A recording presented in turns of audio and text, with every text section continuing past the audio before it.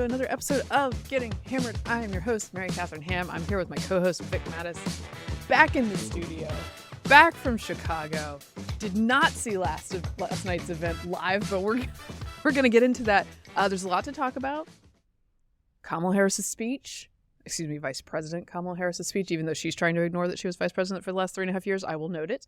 We're going to get into that. Also on the podcast today, live, 32-time Grammy award-winning recording artist and icon, Beyoncé. Beyoncé is going to be here, so get excited for that. I'm just kidding. She's not coming. We're going to make fun of them for that. Are we going to make fun of them for that, Vic? I wanted to say, Mary Catherine, that she's coming, but only at the very, very end of the show. So you have to tune in now, and this is an hour-plus show. Don't leave. Don't leave. Do Just not wait. tune out. You won't believe how it ends. You won't believe the star-studded event we have in store for you. Before we get started, how's it going? Hello, Mary Catherine. It's nice to see you in person again, back here in studio. I'm doing fine, on the mend. I want to thank listeners for telling me I should be taking allopurinol for my gout. Yes, I used to be on it. It's great as a preventative, but once the flare-up happens, it's sort of like taking Advil when you're in the middle of a bad headache. It's too late. So Gotcha. I'm just trying to flush it all out. So that's what's been going on. I made choices. I think it began in Italy when I was, my penchant for cured meats and alcohol. Yeah, that's and just sweating. the consequences of your actions. Consequences of my actions.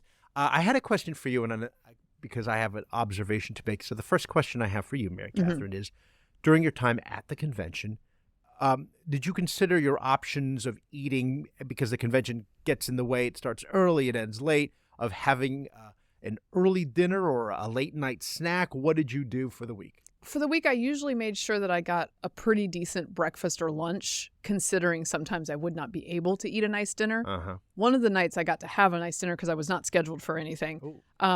The other days, I either had a good breakfast or a good lunch so that I was sort of taken care of during the day. And on the last night that I was there, which was the night that Tim Walz spoke, I was on set until 11:30 or midnight Central Time. And so I did not eat a regular dinner. I had several bags of Reese's Pieces. And then I went to the Substack Free Press gathering and ate some cheesy breadsticks. That was... Well, that was my meal. I was going to say, because if you're in Italy, the answer is after the event. 11:30 is just when people start showing up to dinner. I wish there had been more options for that. Also, I'm lame and old not Italian. Likewise. Yeah. That was one of the things that surprised me. I guess I had just forgotten that the Italians really, much like the Spanish, but they really like the late dinner. So the restaurants open at the earliest at 7:30. That's like the early bird. The old people are going at 7:30. Yes. And like 10 o'clock, and we stayed around near the Piazza Navona, which is very nice. There are kids. There's still kids hanging around these little kids hanging around the cafe. It's 10, 11 p.m. and it's completely normal. And then I'll go back to the hotel, go to sleep, and I can still hear them talking because we're right near the piazza. And then suddenly it changes around 2 a.m. where all of a sudden you hear screaming. It's a different vibe. It's a different vibe. A lot of screaming in Italian. I won't even mention those Italian curse words because I don't know if we have to bleep those. But, so anyway, something like to that effect. And then after that, you hear these trucks come in to clean everything up afterwards. And that's the whole night. So it's sort of, it's very different from here. Yes. Shall we say. As a kid, actually, and into high school, we had rather late dinners at my house. The idea of a 5 o'clock dinner was very foreign in my home because you had after school. We had activities. My parents grew up partially in Europe because they were Army and Air Force brats, and so we just naturally had dinner later. My dad worked for a morning paper, so he would go in later in the day, work later in the night, come home, and so we were always doing an 8 or 9 dinner. Wow. A lot of times people joked in high school when I'd be like, I'll be out after dinner, that they'd see me at midnight. Well, I was going to say, it's funny because now I think I don't remember staying up what felt late, but for my kids, that would be late. That would be now. very late. It's late for me. I concluded that it would be very hard to do the intermittent fast in Italy because of that schedule. And I don't think they do that there. And yet I didn't see a lot of large Italians either. Yeah. It's There's a lot of theories about why that is. Yeah. It might be their I'm gonna Mediterranean diet. I'm going to blame the government here. Blame the government. That's what I'm going to do. Mary Catherine, welcome back. How are you feeling? I'm feeling good. I came back last night. I was very tired. I this morning got to greet the children, which was fun. Everybody was in bed by the time I got home last night. So excited. Steve had told me that our toddler, 2.5 now, almost 3, was missing me and saying, "Mama, Mama." And I was like, oh, my hard-hearted toddler. She loves me, right? And much like the professionals who put the DNC together, he teased a thing that maybe wasn't as real as it turns out. Because I went into her room this morning expecting to be greeted, laurels, you know? Right. Palm fronds, come on. And the toddlers were like, oh, hi, Mama. And then I picked her up to get her up and change her and put her clothes on. And she goes, da-da-doos it. That's right. And I said, okay, you know what? Your father's present will be this diaper. Here you go. Here you go. You've been marginalized. Yeah. It's okay. You know, that's a good sign that whoever was in charge was doing the job well. That's right. Right? That's the way to think about it. So, but no, See you next month. Thanks, Mom. They were excited. They were excited to see me, but she's gotten very particular about which parent she wants to do each thing. Yes. And when she wants to do things versus us doing things. So she's very assertive about those right now. So when I was 3, I'd be outside, and if I was outside, I would only want my mother to open the door for me to go out. I'd say, open the door, and then my dad would come in, and I'd say, no, I want Mommy. You are dismissed. Yeah. That's. I was very high maintenance, mama's boy. Toddlers get away with a lot of stuff like that. You have to teach them not to be little tyrants. Okay. But because I was tired last night, you know what I did? I watched the DNC like a normie.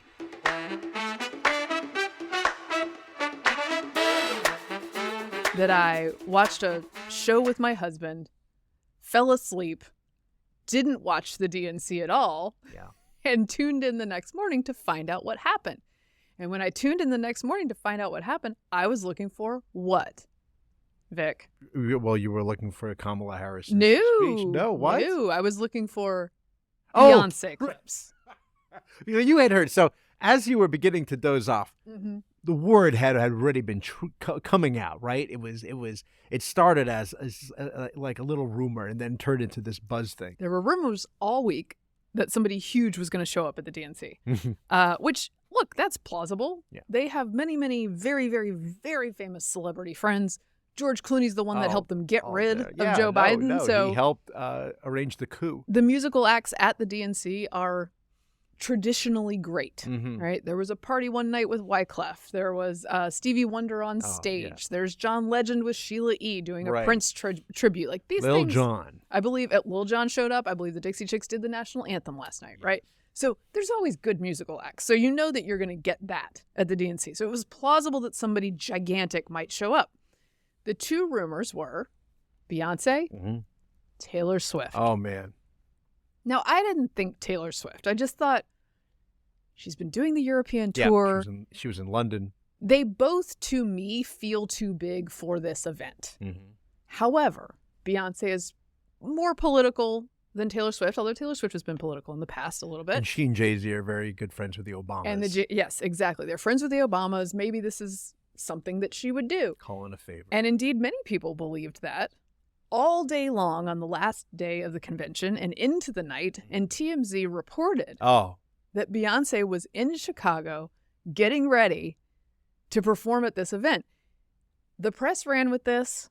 Twitter ran with it. I don't think I tweeted about it because I just was sort of like, has this really been confirmed? Anyway, everybody ran with it. No one could talk about anything but seeing Beyonce. And then when the night arrived, no one showed up. No special guest. No nothing out of the ordinary. You got Elizabeth Warren as a warm-up. That was it. No, I thought she was the guest. She thought she was the guest. You were expecting Beyonce, but we got somebody even better. Even better. We've got something in store for you. Let me please bring out Senator Elizabeth Warren. So then you had a Kamala Harris speech. Great. Like that's the thing that should have happened last night. Hyping one of the biggest acts in the world as your opener and then nothing. Now, this was clearly sanctioned, by the way. The hype was sanctioned, yes. right? They were not telling people to shut up about this. No. They were leading people to believe, much like Tim Walz leads a lot of people to believe things that are not true. They were leading people to believe that Beyonce was going to show up. My question for you was to say, no, I'm not going to do questions first. All right. What I'm going to do first is laugh. Okay. I'm going to laugh. I'm going to laugh at y'all for doing this because it's lame.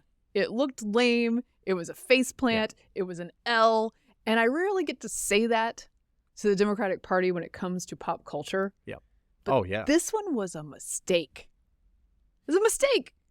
When it finally dawned on them that Beyonce is not coming out, let alone Taylor Swift, were they expecting a moment where Kamala was going to be like, thank you, and God bless America, and now please welcome? Were they thinking that's what was going to happen, and that would be the end, and she'd bring the house down in the balloons? Right. Like, it'd be formation behind Kamala, right? Like, everybody excited. But to hype up, just strategically, to hype Beyonce and then give them nothing but a vice president's mid political speech just seems like a real screw up to me. Did the media following this event say, okay, I know we were all expecting this, but unfortunately, or were they just full on? Oh, no. What a great speech. Again, thanks for watching, everybody. Good night. This is more of a strategic error if your campaign is about vibes.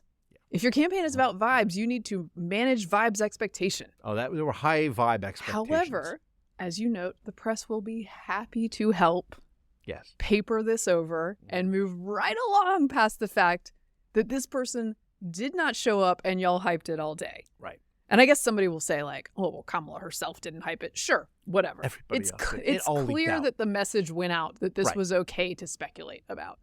I was trying to think of an analogy, and it's hard to think of one. Bunch. Okay, you can offer yours after I offer mine. Okay, it's hard to think of one because admittedly, which is why we don't raise expectations on this front, there are no right of center, super cool, iconic, gigantic celebrities. I would argue that Hulk Hogan is about the most iconic person who has been willing to speak at a Republican convention in quite a long time. We used to have Arnold, but those were the days. You could say that Lee Greenwood was going to show up, and I'd say there's about a 100% chance. I think Greenwood is going to show up. But somebody like of the moment and iconic and huge like this, a hard get, right? Like we'll just concede this. But let me offer you a suggestion. What if there were some legendary rock band that was plausibly conservative? Yeah. Right? And I'm going to posit one. They're not all conservative, but the guitarist is. Joe Perry of Aerosmith is conservative-ish. Really? Yes. So I don't think I'm getting that wrong. Let's just, in a made-up land, believe that Steven Tyler had also suddenly become conservative, and they decided that, yes, we're retiring this year. The Aerosmith band is done after one last performance. And that performance, we start telling people, is going to be at the RNC to close the Republican National Convention. In fact, in my analogy, it would be plausible because the Republicans would be holding their convention in Detroit, Michigan. Right? Swing state. Aerosmith's from Detroit. This could be a thing. Yeah. And Detroit Rock City. We tell everybody all day that Aerosmith is showing up. Sweet emotion. Everyone's very excited. The press runs with this. TMZ reports that indeed Aerosmith is at the RNC. They're preparing to perform right at this very moment. And at the end, we give them a senator and then the vice president who is the presidential candidate. How roasted would we be? How roasted? Yeah, I don't think they're doing much talking about it right now. I could be mistaken about this, but let me say this, we would be roasted, and we would deserve it. We would deserve it. So yesterday in the afternoon, we have multiple TV screens. We cover all the news here at the Beacon, and I noticed that we have a split screen, and on the one side, on Fox News during the afternoon yesterday, it was Trump at the border and talking about the illegal migration crisis with the mother of the girl who was murdered and the whole thing. Right. At the very same time on CNN, Breonna Keeler and her counterpart, I forget his name, he's sort of the bald, mustache, goateed version of Tucker because he gives the tilted head and the look of concern. I just like, really? What do you mean by that? So I mean, so he has that same look. Anyway, on their segment, all they were talking about was Beyonce. We hear she's coming. This is very exciting. Could it be? It's either her or Taylor Swift. Got to tune in. It's going to be an amazing Well, that night. was the thing. It's gonna be someone it's huge. Gonna be someone huge. We're not sure exactly know. who. It's not a matter of if. It's just who. And they just kept on hyping that. I bet you're thinking, maybe what I'm thinking, which was, this was all a ratings stunt. In order to say we had millions of people watching the vice president. Well, so that was my question. Is it a ratings ploy? Was the attempt to just get as many people in the room as excited as possible for the entire night so that sort of like buzz and excitement is just lending itself to her moment? But it does feel like also such a crazy bait and switch to be like, Beyonce, never mind Kamala. Like that is... Even if you're a Kamala fan, that is a tough one. Somebody else was saying, and when I say somebody else, I mean somebody in the media. Okay, so not just some rando. Somebody in the media who has that responsibility, delivering news to the public, had said they had also heard Travis Kelce had been inquiring about going to the convention. And if he's going to the Travis Kelce, by the way, Travis Kelce going to the Democratic convention, well, we know who's going. Well, I don't know if you know this, but liberals are huge fans of football now. Yeah. That was part of the motif of the whole week. Yeah, along with they love football. Hoff's, the camo hat. And also I heard chants yesterday of USA, USA, USA. That they can't do that. They're burning the flag outside. The flag is no longer a sign of imperialism and racism and jingoistic. They've changed Look, it. I think we should take it as a compliment that one of the ways you win as a Democrat is to have an entire convention during which you act like you're a Republican.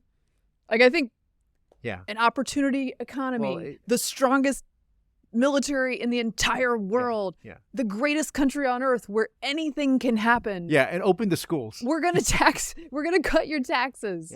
Yeah. This is not what they normally sound like. This is not what they believe, but they have to pretend it. Oh, and we like football. And small town America and camo caps. I mean, and I know it's a very partisan crowd, so I have to remind myself that it's it's not representative. I have no idea what the rest of the country is going to make after this weekend if they think it's thin on substance, but we'll get to that in a second. Well, and that's the other part of this, right? Because the retort to my Beyonce criticism, and again, I'm just enjoying it so much because I do feel like I took this in as more like a normal voter by sort of missing it last night, but hearing that Beyonce was the thing and going to look for Beyonce the next morning, at which point I found nothing. And I just think that's a hilarious faceplant. And what they will say is, they'll be like, I know y'all are going to be butthurt, but this is an L when I put it on Twitter. They're going to be like, oh, well, this is supposed to be about issues anyway. What are we, children? We just had a very grown-up night, and you're making a big deal out of something with no substance. The entire week had no substance, guys. No. The entire campaign has no substance. Yeah. The entire campaign proudly has no substance. Right? That's the vibe, is that it's only vibes. Right. In fact, some folks, including journalists, and I'm going to play Casey Hunt for you guys on CNN. This is Aaron Burnett and Casey Hunt chatting with each other, celebrating the Vibes election. There's two clips here. Question is, then you hear the criticism, she has to do more interviews, she has to talk about policy. Interesting from insiders you're speaking to, they're sort of like, no, absolutely not. Haven't needed to do it so far. Yeah. Why start now? And that's exactly it. They're concerned about her doing that could potentially trip her up and give Trump some ammunition. In fact, a lot of those Democrats I spoke to today said avoid those policy prescriptions. I enjoy the journalists laughing along at this idea. Why those pesky voters? No, Monteraju goes on to talk to some of those delegates who say, yeah, don't answer questions. And then he comes back on, they talk a little bit more about this. And Jerry Connolly, the congressman from Virginia there, I asked him more about this. He said, remember what Elizabeth Warren did when she ran back in 2020? She had a white paper for every policy position under the sun. And what happened? She collapsed in the primary. So there's a belief that perhaps you put more ideas on paper, that's a bad idea. But the question is, voters want to see some of those ideas. Right. Maybe, but if you go with the vibes, it's a vibes election. Right. Is a vibes election. You just have to see my face. If you're listening to it, I'm just quite perplexed by that exchange because, again, why would voters want to know who they're voting for? It's a vibes election. In other words, she looks good. I get a good vibe from her. Yeah, I'm voting for her. That's it. Look, shout out to Manu for doing at least a little bit of like throat clearing about how, hey, voters might want to know about this stuff. Yeah. And journalists and analysts can, I say it all the time, can in public say strategically this is probably the correct move for her. But if you're a journalist, every time you say that, you should be backing it up with, but that is wrong for the American people, and she should be answering questions. They don't do that here. In fact, they laugh along and sort of celebrate the vibes election. I love how that, Elizabeth Warren's failure to win the nomination back in 2020 was all about, her white papers. Her white papers. Because, unfortunately, it revealed what she wanted to do to this country. Yeah. And this is, I don't want to know. So, I mean, you don't know. Let's not find out what Kamala wants to do to this country regarding whether it be economic or foreign policy or what have you. Let's just vote for her. And then that's it. Everything's going to be great. By the way, price controls, whatever. I'll check if it's still the case. Let me peruse the old website here. It looks like still there's no issues section on Kamala Harris's website. There's some bio. Trump has set up one. As he should. As he hijacked. Talk about leaving a vacuum. Yeah. Now, what she does have on her site, apparently, as touted by Kenan Thompson, the SNL actor and comedian, is Project 2025. She has that on her website. So the Heritage Foundations, which they now call Trump's Project 2025. So Trump has disavowed it. It's not on Trump's page because it's not Trump's policy, he says. You can go to Heritage. She has no policy except Project 2025 on her site. Don't look at me. Look at.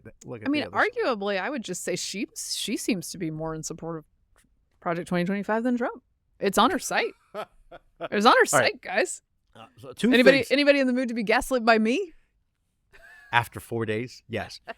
So two things. One, to go back briefly to the Beyonce thing, if I may. Oh, please go back to it. Again, they should be roasted for all time for this. So Abby Phillip actually commented on this on Twitter. Okay. And she said, bad look for TMZ.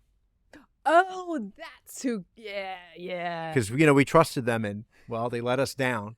So you can blame TMZ.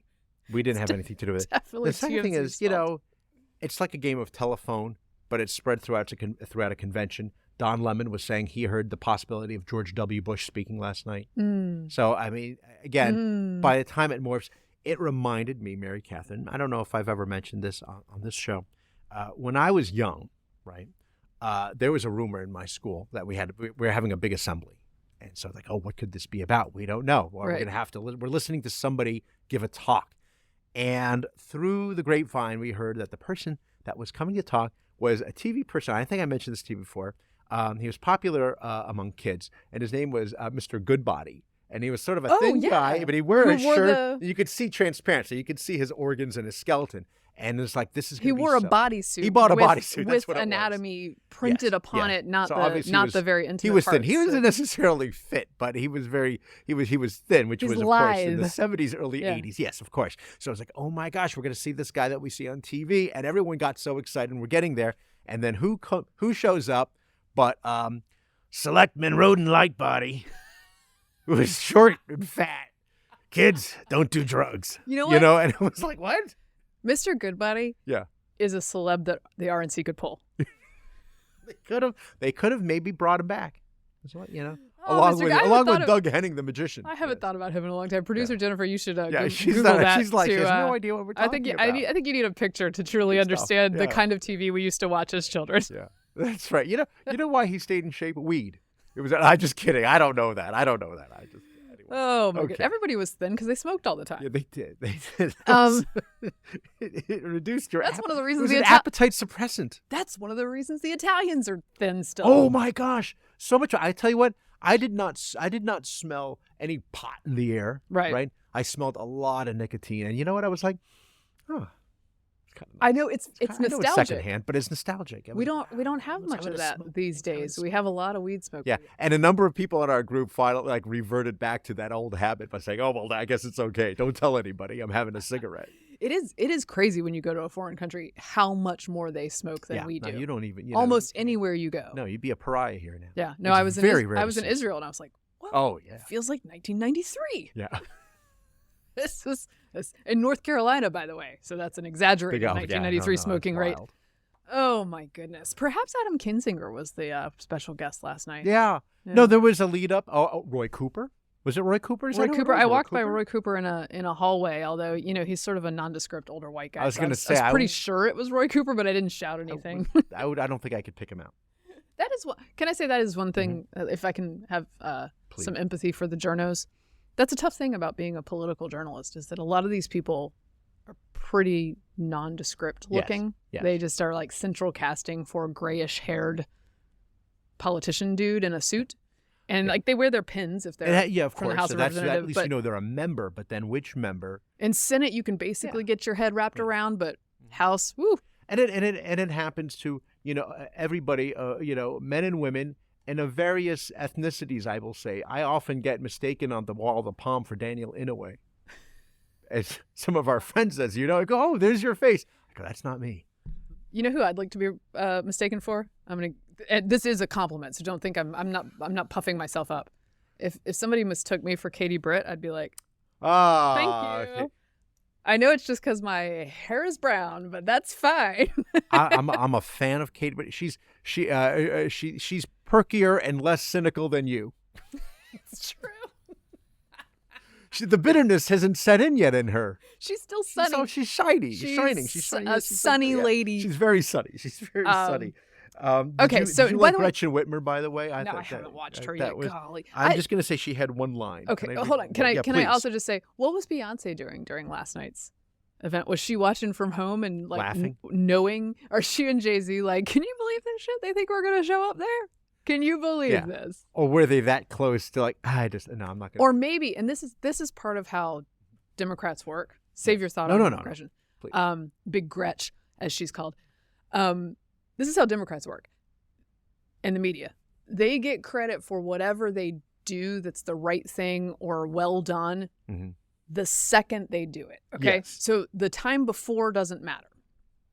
That's why she can run an entire convention that ignores the last 4 years. Because they're like, oh, well, this is just what's necessary to get this done. And she's doing it now in this time. And in this time, it's fine and it's laudable. Right. Just like when she released a statement about the burning of the American flag over at Union Station, 10 hours after everyone else. Yeah. But she did it. And that's what matters. Same with when she finally takes an interview. They're just going to be like, my gosh, amazing. She did it. What are you guys complaining about? She did her one interview in 75 days. So here's my prediction. Maybe they'll get Beyonce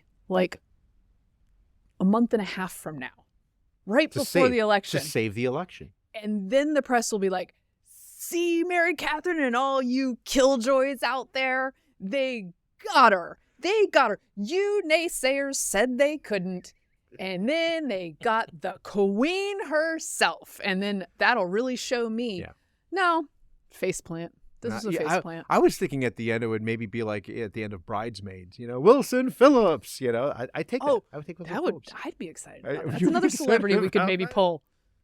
That is. Did you have? I know. The only reason why I brought up earlier Gretchen was because I was thinking about some of the other people who spoke on the last night. Yes, and Gretchen please. Whitmer, she just had this line. It was just a series. Everybody in general is a series of just platitudes, right? Platitude central, but. She had which we should stipulate is everybody's game at these that's things. Right, and at both conventions, I get it. But she had a line about Donald. They're all going after him, right? This is the whole plan is to get under his skin. That's the plan. It's not really to tout whatever the plan is for how to lower your taxes, which is not going to happen. It's really remember how bad the other person is. And she had a line about the high price of the high cost of food, and she says, You think he's ever been to a grocery store? That's what the chauffeur is for. Oh, wow. Come on, Bro, guys. who's writing this stuff? It's Also, like Gretchen Whitmer goes to a regular grocery store. Yeah, Gretchen Whitmer, whose husband has the yacht he wanted to take out on. Right. COVID. Yeah, she's a big regular grocery store shopper. Yeah. She's at the Meyer. I did. That's a good. That's a Michigan thing, right? Must be. I think that's Michigan. I think I nailed that. I think they have Kroger's out there. And I also, though, in terms of like the unity and bringing, healing. A lot of healing. They had Al Sharpton. Oh, that's nice. Yeah, that was good. I did see some complaining from my quite liberal friends back at home on Facebook and stuff about the fact that there was not one Palestinian American on stage. Oh yeah, during the entire convention. Yeah. Also Jon absent, Stewart made fun of that. Also absent from the entire convention, and we can do a if Republicans did it, because that's what I'm doing today. Any mention of the fact that their opponent was shot in the head 6 weeks ago. Yeah. Now, I could be wrong. There could have been some offhanded reference to this at some point, but no major noting of this. Right. No major speaker spoke to it. When your pitch is that we need to heal, we need to treat our political adversaries not as enemies, even though that's what you've been doing and talking about the apocalypse for 4 years. Well, more than that, since 2016 when he was elected the first time.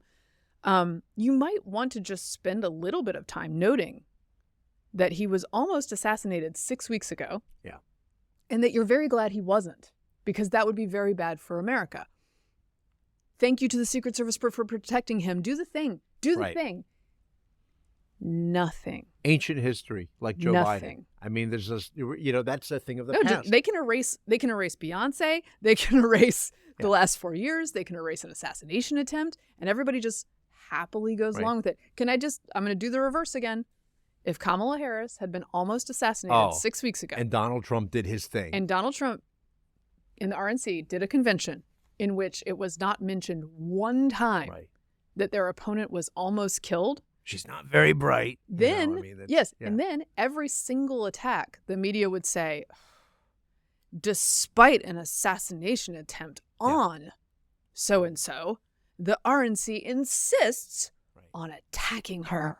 And they are driving this engine of political violence. Like, that would be every second. In fact, the Republicans probably wouldn't even be allowed to have a convention. They'd be like, well, it's got to be canceled. Somebody shot at her, so I don't think you can criticize her anymore. Or have him on the ballot. The other thing is, we're not talking about a plot that was foiled. No, we're talking about he was inches away. From on live television. Yeah. And it's funny that you mentioned, because I had it here in my notes as well. I said, wait a minute. Their opponent, who they're going after with all the phallic jokes now, so they've decided no longer a threat to democracy.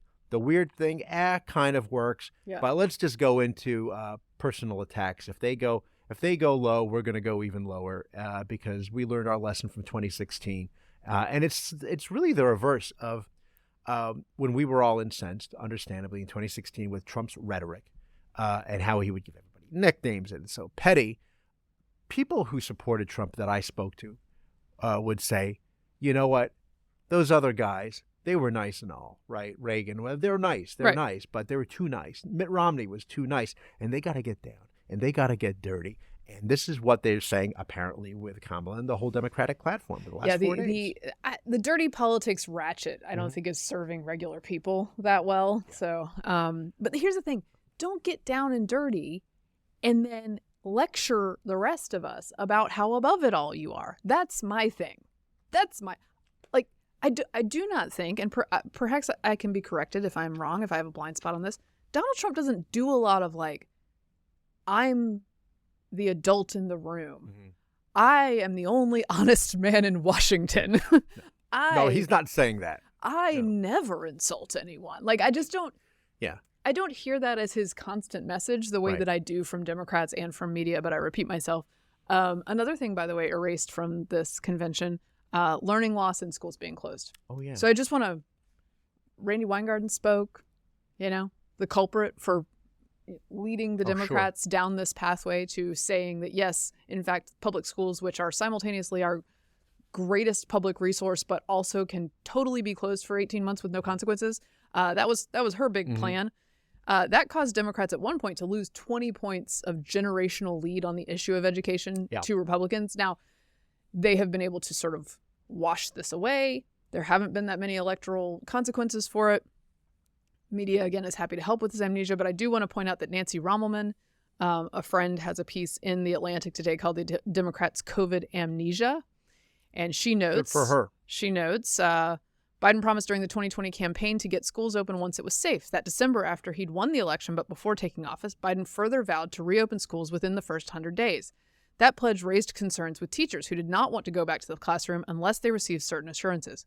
In February, their campaign received an assist from CDC Director Rochelle Walensky, who, after back-channel meetings with a variety of influential players, including Randy Weingarten, the president of the American Federation of Teachers, and Becky Pringle, the president of the NEA, came out with long-awaited reopening guidelines. These included a recommendation that schools in designated COVID hotspots maintain 6-foot distancing. Sound reasonable? It wasn't.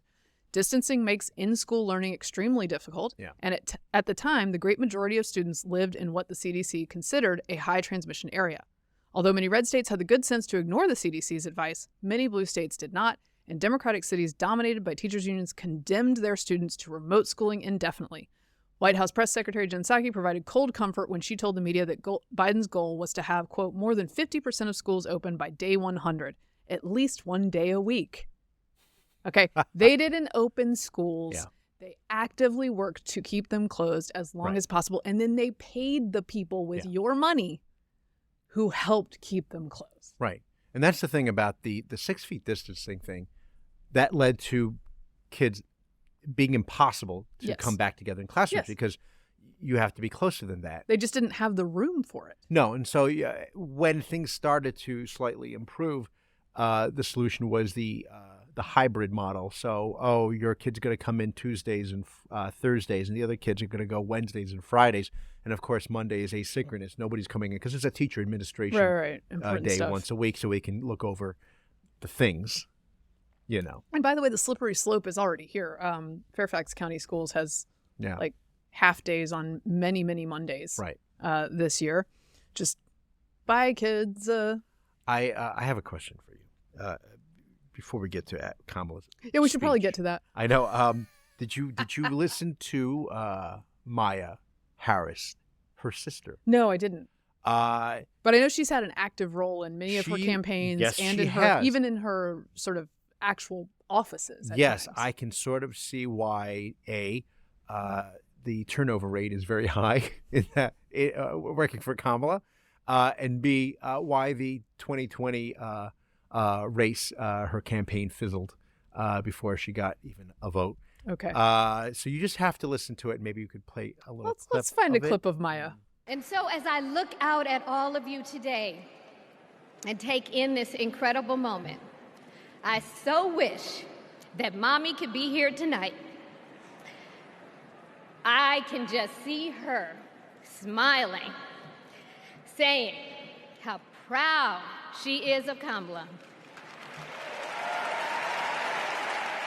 And then, without missing a beat, she'd say, "That's enough. You got work to do." She would tell all of us to roll up our sleeves and get to work, to elect a leader who sees the potential in each of us, a leader who cares for all of us, a leader who fights for every one of us. Our Democratic nominee, my big sister, the next president of the United States, Kamala Harris. So she just keeps on talking about their mother, which is all well and good. That's great. And again, divorced, much like in Obama's case, a single mother, and a single Indian mother living in, I believe, in Quebec, in Canada. Yes.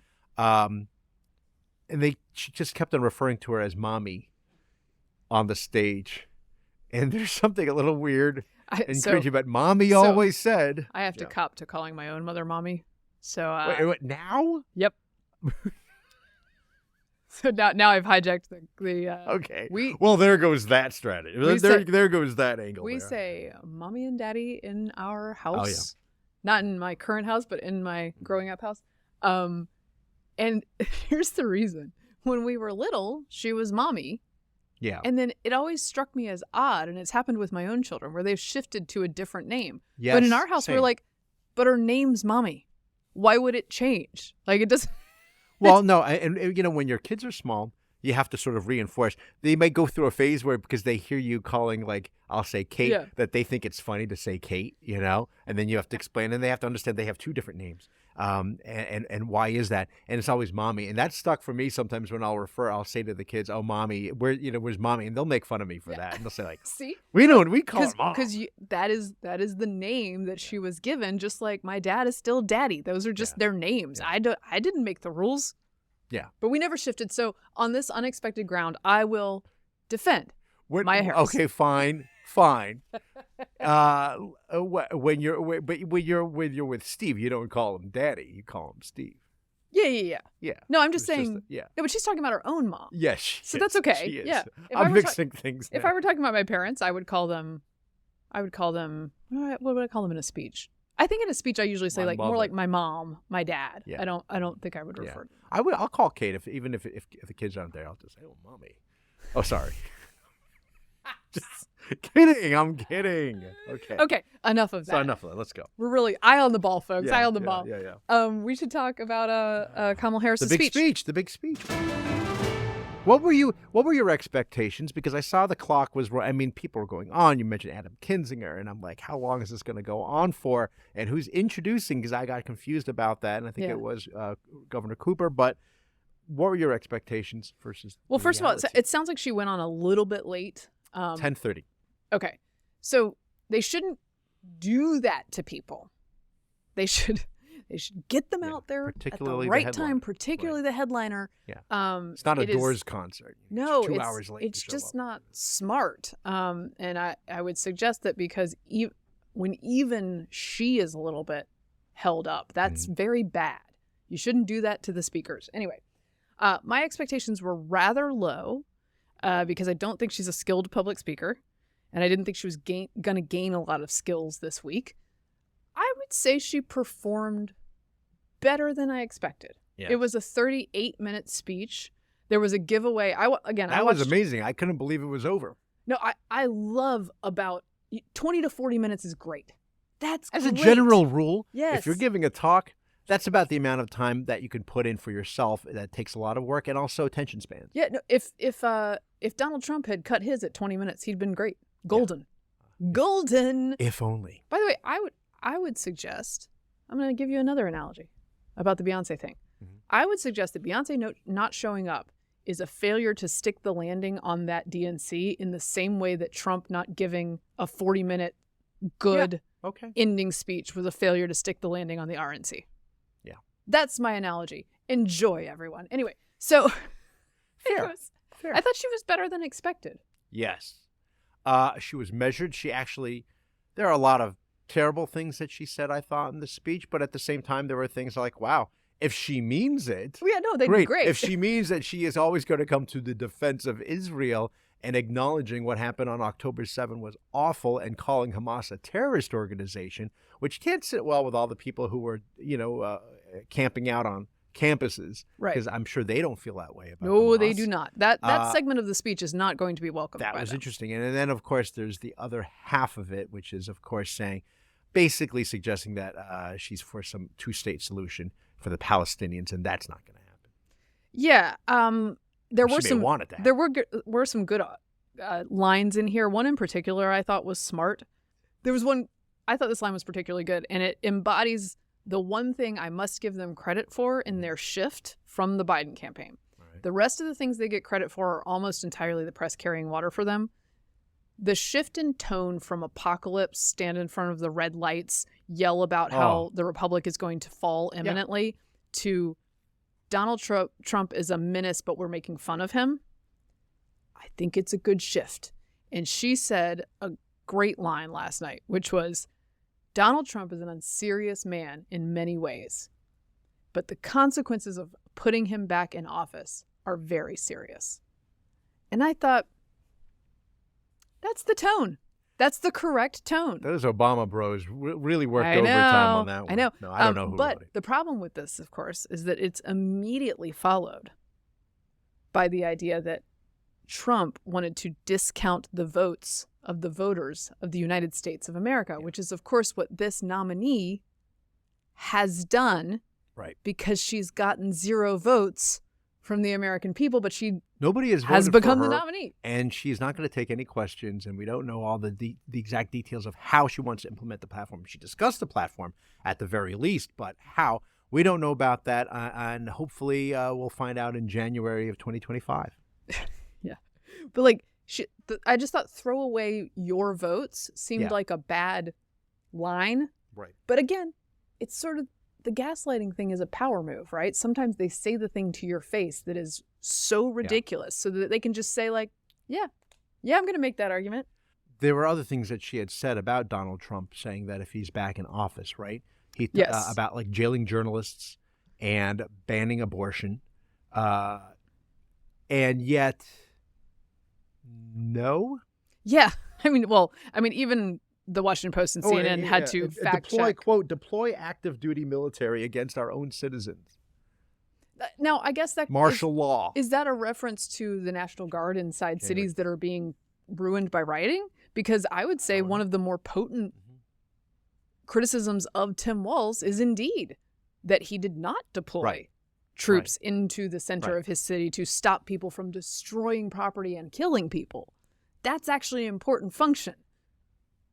So is that what she's referring to? Yeah, we don't know, and there were fact checks. We discussed this. They had fact checks, and the CNN fact check, if I may just say, and I'm pretty sure it's CNN, about the Donald Trump denying about banning abortion. Will Donald Trump ban abortion? And their explanation was, in the past, Donald Trump has said repeatedly he is not going to ban abortions.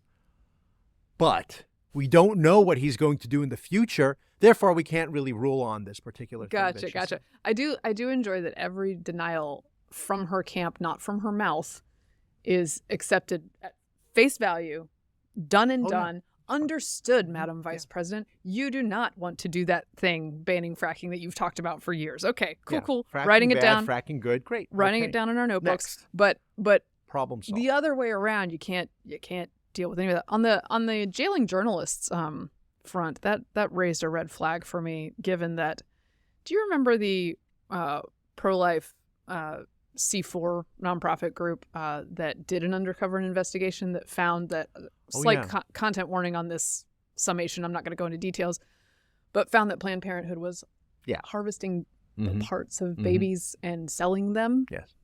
And they caught people at Planned Parenthood just in brutal ways bragging about this and pricing the parts of these infants who are the collateral damage of or the intended damage, actually, of an abortion. Yeah. This was in 2016. That journalist had his home searched, and he was targeted by state law enforcement under Kamala Harris, at Kamala Harris's direction. Yeah, that's right. So I'm just saying, like, maybe that you ain't clean on that one either. Not to mention, of course, the anti-Catholic sentiments, because, it was in the last Biden-Harris administration that you had undercover FBI agents going into churches en masse to monitor the homilies of priests. Yeah. That's kind of crazy. Well, I just came back from Germany, and they did that there.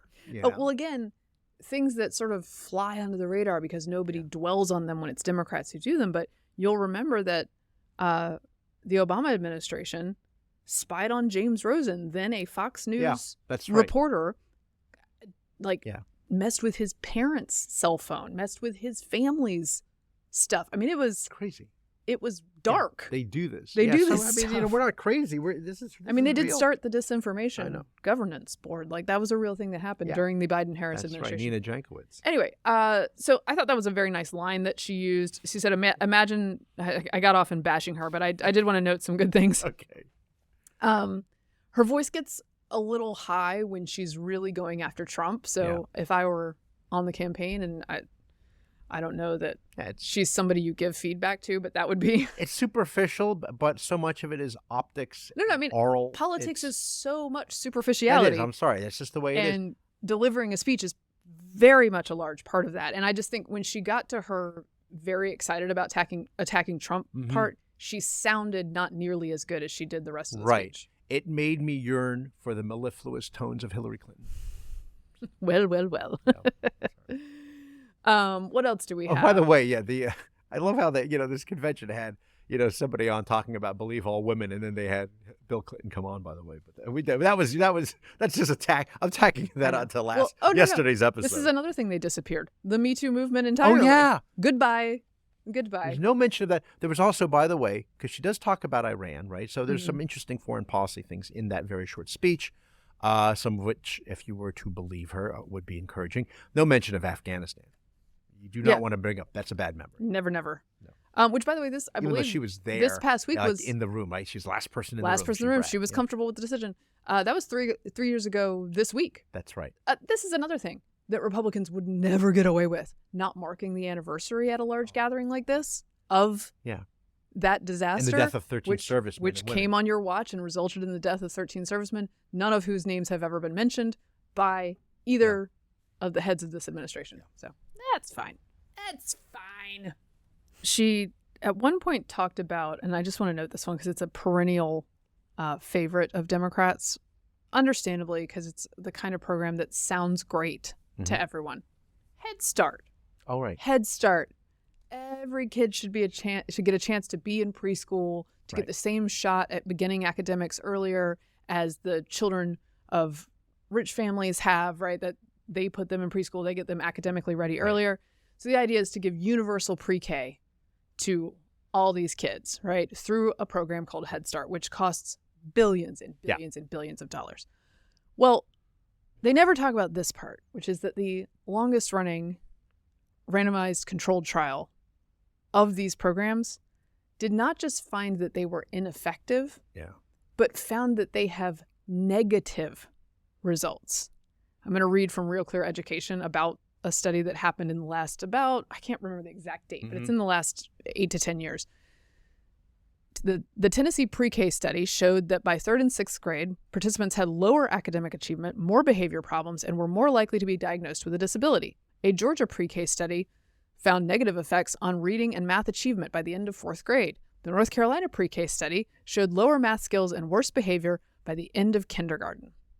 Now, there were some metrics on which they were improved, but those were almost all sort of like social, emotional. Right. They were not at all academic. So, again, randomized controlled trial, one of the most important studies of this program, which they all ignore and have ignored since this came out, and instead go for low-quality studies that show like, things look great here, shows negative effects for low-income children in these programs. But the connotation, when you mention Head Start, how could you not want to How could you not want Head Start? This is why. And it's a microcosm of democratic politics and liberal ideas, which is really nice sounding, like, we're going to help all the kids. They're going to get smarter. We are going to use a lot of your money to do it, but it's going to be such a great result. You have to help other people. We're all working as a team here. Let's pull this cart together.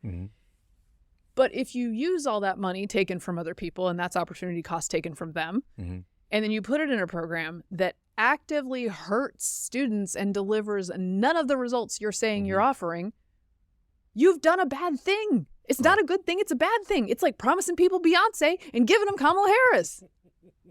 The thing is, though, the solution, the fix for all this, Mary Catherine, is just to pour more money into it. Well, yeah, no, it's just underfunded. It's the same thing when you look at some of the worst public schools in the country have the largest expenditures. And even think about, for example, do you remember when Mark Zuckerberg joined forces with Cory Booker in New Jersey to help schools up there in North Jersey to the tune of $300 million? $300 million has not been able to improve schools. Who could have predicted? Yeah. So look, my mother was a public school teacher for years. She's fantastic. She helped a bunch of kids learn to read and love to appreciate literature. Best dang elementary school librarian you could ever ask for, right? There was a line in Tim Walz's speech where he says, never underestimate a public school teacher. And it's a crowd pleaser. Everybody wants to clap for course. teachers. I would just say look at the numbers on our public school systems. I think we could do some better estimating. We could do better. I'm not sure that being underestimated is the issue. Yeah. Or being immune to criticism. Yeah. One of the things that Harris mentioned in her speech also was talking about, I mean, again, it's very much hope and change and the future and joy. And she talks about the next great chapter, right? Because only in America could she have achieved this, and this is going to be the next great chapter. Is she mentioned at all in the current chapter of this horrendous book? Yes, it's a sequel. It's a new chapter, but it's not. It's somehow not the sequel to the administration that she's part of, and we're turning the page from her to her. Yeah, because when they talk about the despair and all the awfulness and how terrible things are, it sort of ignores the fact that she is. It's not that she's hoping to be elected. She is currently elected. She is the vice president of the United States of this current administration, which people forget. The president is Joe Biden. Does anyone talk about Joe Biden anymore? I saw a picture of him watching on his TV, so that's what sort of I was doing too. Yeah. Oh. Like I would just say, like when she does a whole segment on the border, be the change you want to see in the world. Kamala Harris. Did you just come up with that? Be the change. That was really good. Let me write that down. I believe that's an old Barack Obama line. But be the change because she's talking about like this this legislation that didn't come together. Right. Blah blah blah. I do think that normal voters are going to have some trouble accepting the idea that it's Donald Trump who's bad on the border, and that she's a brand new chapter that is completely different from Joe Biden. Now, maybe I'm wrong. I have a gut feeling that I might be wrong about that. That people might just say like, "Oh yeah, she does look like a new chapter. This is different." But the idea not that old and doddering, I guess. Yeah, I know that. But that the change in style is enough to signify a change in substance for people. Because look, the other part of this coin is that the other side of this coin is like he's very unlikable. Donald Trump is very unlikable. Sure. And up against an unlikable, doddering old man, that was better than this matchup. Right. But I still don't buy this act that everything's she's gonna new times, new things. Yes, I did enjoy millions of people coming over the border for 3.5 years, but I don't like that anymore, and I'm putting my foot down. Yeah, I saw a commercial from one of the PACs this morning going after Kamala for the border. They don't even say borders are. They just said she was, tasked with, the countries. They were even going out of their way, and yet then they play the clip of her and Lester Holt saying, "I've never been to Europe either. I don't, what's your point? I don't understand your question," whatever it is she says. And it's going to come down to how much of that they can spend in terms of the ad buys to remind Americans, because you may forget. We like to forget bad things, and but if they just remind them all about these insane things that she says, maybe. I just wanted to note Andrew Stiles' summation of her speech last night. It was, quote, in the headline, "Kamala Harris vows new way forward after 4 years as vice president." That's. I mean, there was also the part about she's going to cut taxes. Oh. Okay. Again, interesting. They've spent the last 3.5 years trying to implement new ways to get new taxes out of people who do $600 Venmo transactions. Right. I mean, this is, and also at one point they wanted people to issue W-9s for a $600 transaction. That's right. They can track everything. They've realized how toxic these things are, and so they keep sort of putting them off because they wanted them for revenue, but they understand that people are mad about them. The IRS is like, please let us get our hands on this. Like, you funded 86,000 new IRS employees. Let's get our hands on all this money. To me, it's implausible, this idea that she's going to cut taxes, in part because the Trump tax cuts, which gave a tax cut, which the media had to belatedly admit, gave a tax cut to 98% of filers, right? No, this was not a tax cut for the rich. It never was. In fact, once on CNN, I was asked, why do you think that the public thinks that this is a tax cut for the rich when da-da-da-da-da-da? Because I made an argument that it wasn't. Right. And I was like, well, it's because we're reporting that it is, and we're wrong. What is right? This, like that's, what do you mean reporting? What is that? That's why people believe that, because you've told them incorrect things. At any rate, if that's not extended, which she's shown no like propensity or made arguments for working with Congress to extend, those are gone in January 2025. Yeah, like that's the big talk of whether or not that will be a tax hike. Right. Now, what they're saying is we would extend only for 400,000 and under. Mm-hmm. But again, that's not a tax cut. Mm-hmm. That's something people already have that you're just not taking away from them. Yeah. No, they're tempted to also tax unrealized gains. Yeah. It's basically like she's got a sort of Damocles, and she's like, maybe I'll give you your tax cut that you already have. That doesn't count as a tax cut. No, I think they're talking something like $5 trillion in tax increases, right? Yeah. I mean, maybe a top rate of 60% or something. I was just fact checking myself using the New York Times. I know, counterintuitive, but in 2019, the New York Times did have to admit about the 2017 tax cuts of the Trump administration. Face it, you probably got a tax cut. Studies consistently find that the 2017 law cut taxes for most Americans. Most of them don't buy it. I wonder why, guys. I wonder why. It's funny how they frame it as a concession and like sort of very resentfully, like fine. Ever since President Trump signed the Republican-sponsored tax bill in December 2017, independent analyses have consistently found that a large majority of Americans will owe less because of the law. Preliminary data based on tax filings has shown the same. Perhaps the reason you don't feel it is because the inflation is terrible since 2021. At any rate, I did want to just check that. It does show the vast majority. But when Joe Biden came into office, that's what he had to deal with, was that inflation. Oh, yeah. The 1% that he was bequeathed. Yeah, well, it happened to be. How it got there, we don't know. But when those first couple months, it was pretty rough. Mm-hmm. Okay. So largely, I think she probably did her job. Enough. And now we just wait for the press to do its job. I'm thankful it was short. And wait for the press. So. No hate. I love a short speech. I think a 38-minute speech is just about perfect. Yeah. It gives the impression you have something to say. It gives you the opportunity to do foreign and domestic politics, some bio, some attacking your opponent. It's nice. I did think tight. I did think and Democrats do this. Frankly, everybody does this a lot. But the thing where you're like, yeah, I'm the kid of two extremely well-educated academics who lived in the Tony neighborhood of like Montreal, and that's middle class. It's a bit of a stretch. It's a bit of a stretch in the way that you're characterizing it. I get why people do it, but yeah, it's a bit of a difference to me. But as you said, don't worry, the press will get into it. Oh no, they're going to pick this apart. That's they should. I mean, they've been so relentless about demanding interviews. Relentless.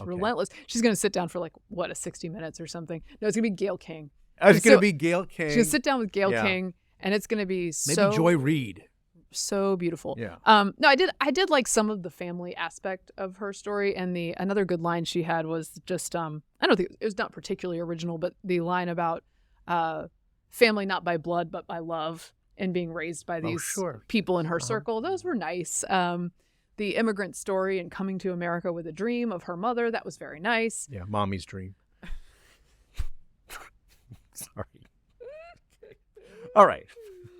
So. But honestly, it all left me pretty cold when I didn't see Formation. They played one of her songs, and that's what got them excited. Did you hear that? Or Freedom. I guess the correct song would have been Freedom. I could not tell you any of her songs. Okay. Yeah. That wraps up this episode of Getting Hammered. Remember, you can subscribe to us on iTunes, Google Play, and YouTube. You can follow me on Twitter at Victorina Mattis. I'm at MKHammer on Twitter, at MKHammerTime on Instagram. You can find the show at Getting Hammered Podcast on YouTube and Instagram. And actually, if you tune in for an Instagram Live later today, I'm probably going to have Ludacris on with me. It's a real thing that's happening.